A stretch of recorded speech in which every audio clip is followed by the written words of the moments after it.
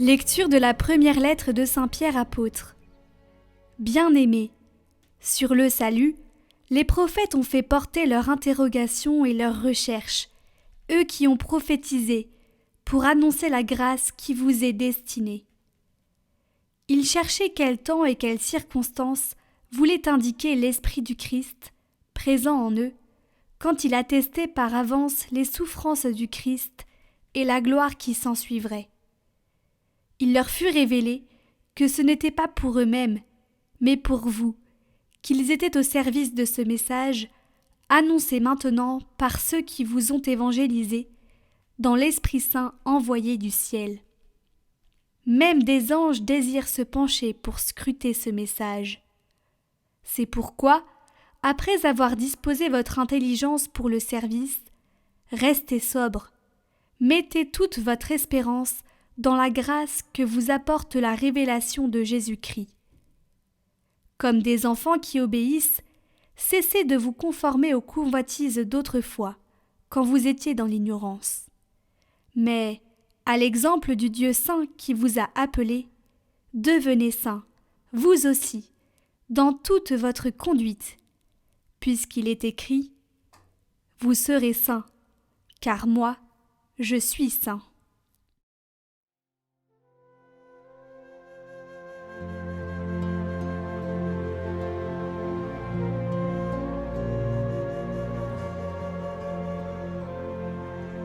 Le Seigneur a fait connaître son salut.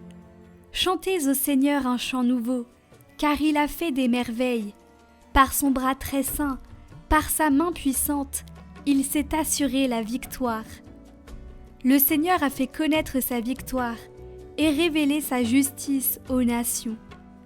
Il s'est rappelé sa fidélité, son amour, en faveur de la maison d'Israël. La terre tout entière a vu la victoire de notre Dieu. Acclamez le Seigneur, terre entière, sonnez, chantez, jouez.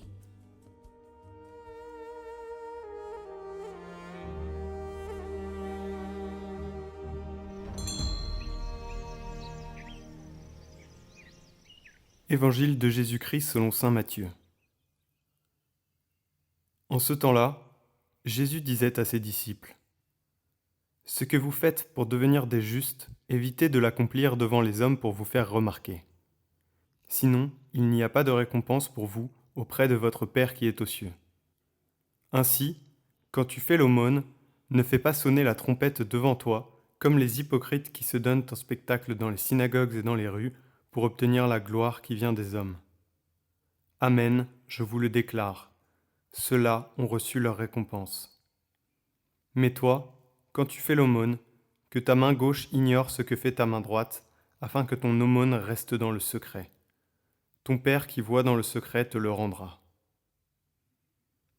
Et quand vous priez, ne soyez pas comme les hypocrites. Ils aiment à se tenir debout dans les synagogues et au carrefour pour bien se montrer aux hommes lorsqu'ils prient. Amen, je vous le déclare, ceux-là ont reçu leur récompense. Mais toi, quand tu pries, retire-toi dans ta pièce la plus retirée, ferme la porte, et prie ton Père qui est présent dans le secret. Ton Père qui voit dans le secret te le rendra. Et quand vous jeûnez, ne prenez pas un air abattu, comme les hypocrites. Ils prennent une mine défaite, pour bien montrer aux hommes qu'ils jeûnent. Amen, je vous le déclare, ceux-là ont reçu leur récompense. Mais toi, quand tu jeûnes, parfume-toi la tête et lave-toi le visage. Ainsi, ton jeûne ne sera pas connu des hommes, mais seulement de ton Père qui est présent au plus secret. Ton Père qui voit au plus secret te le rendra.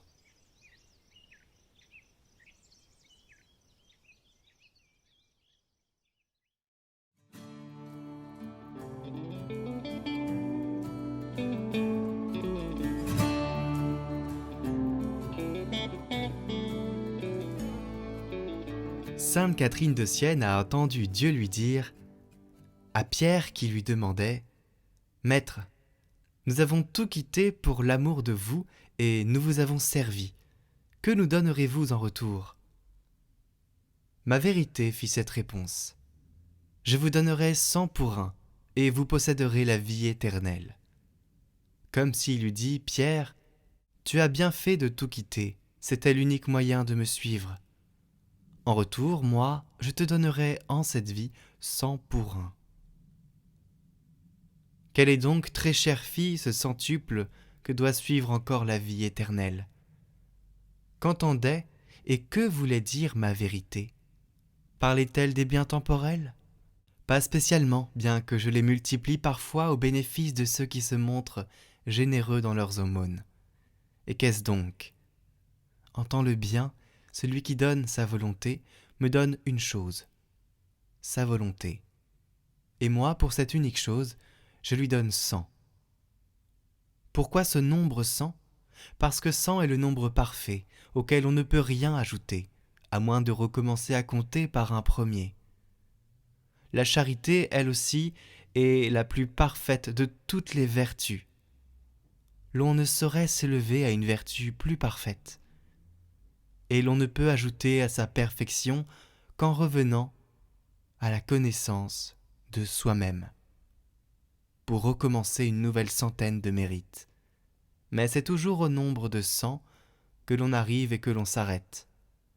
Voilà le centuple que j'ai donné à ceux qui m'ont apporté l'une de leurs volontés propres, soit par l'obéissance commune, soit par l'obéissance particulière.